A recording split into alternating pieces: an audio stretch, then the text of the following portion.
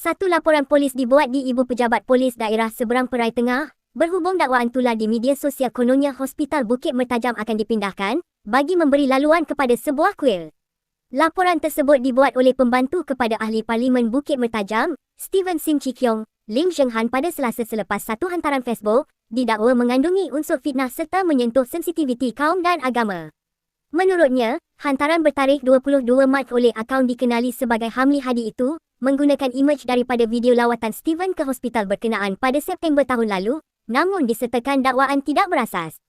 Lawatan tersebut sebenarnya bertujuan meninjau kemudahan asas serta mengenal pasti keperluan penambahbaikan di hospital berkenaan. Bagaimanapun, hantaran itu memaparkan naratif palsu kononnya hospital akan dipindahkan bagi mengelakkan gangguan terhadap sebuah kuil, katanya dalam kenyataan pada Selasa. Zheng Han menambah, dakwaan berkenaan adalah tidak benar, mengelirukan dan dibuat dengan niat jahat.